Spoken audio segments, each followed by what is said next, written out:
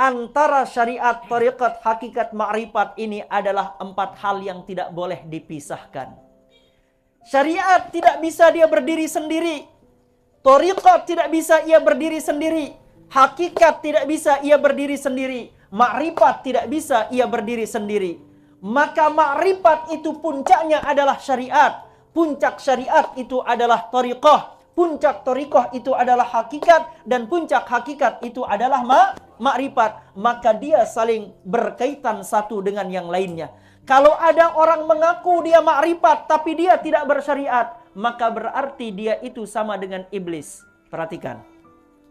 Yang tanya, iblis itu bermakrifat atau tidak? Iblis itu bermakrifat, dia kenal Allah? Dia kenal malaikat Jibril? Dia kenal Nabi Muhammad?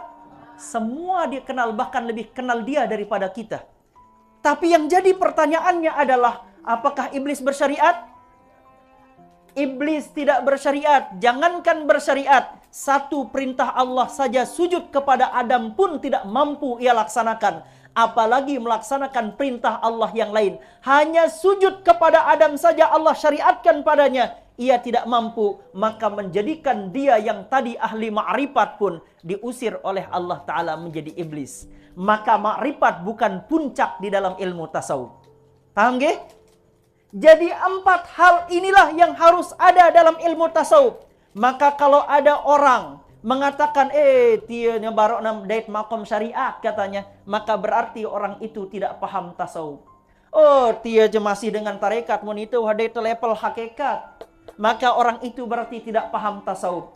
Kalau dia mengatakan, dia sibuk-sibuk si hakikat doang, dia paham ma'rifat, maka dia orang yang tidak belajar tasawuf. Manakala ada orang belajar tasawuf, maka dia harus memahami 4 hal ini tidak terpisah satu dengan yang lainnya. Paham? Ketika dia belajar syariat, maka dia harus tahu bagaimana menggunakan dan mengerjakan syariat itu. Contoh, tahu kita sholat itu wajib, nggih? Berapa rukun sholat? 13, nggih? Rukun sholat 13, membatalkan sholat sudah jelas juga, syarat sah sholat sudah jelas juga, tinggal melaksanakan sholatnya itulah yang dinamakan dengan thariqah. Lalu untuk apa sih dia sholat? Menghadap kepada siapa kita sholat?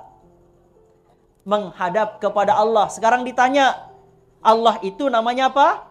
Hakikat. Hakikat segala amal ini adalah untuk siapa? Allah. Oleh karena itulah sebelum sholat kita baca niat, usalli fardul isya'i 4 rakaatin mustaqbilal adaan ma'muman lillahi ta'ala. Itulah dinamakan hakikat. Pada intinya saya sholat ini bukan untuk diri saya, tapi ini adalah untuk Allah. Untuk Allah. Segala amal ini untuk Allah.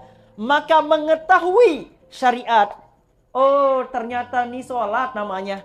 Mengetahui bagaimana cara mengerjakan sholat yang benar dan khusyuk. Kemudian mengetahui untuk apa dan untuk siapa kita sholat. Itulah yang dinamakan dengan ma'rifat. Jadi dia satu kesatuan yang tidak terpisahkan. Jadi haruslah orang yang bersyariat itu juga berthariqah. Haruslah dia juga berhakikat, haruslah dia juga bermakrifat. Begitu juga orang yang berthariqah, harus dia berhakikat, harus dia bermakrifat, dan haruslah ia bersyariat.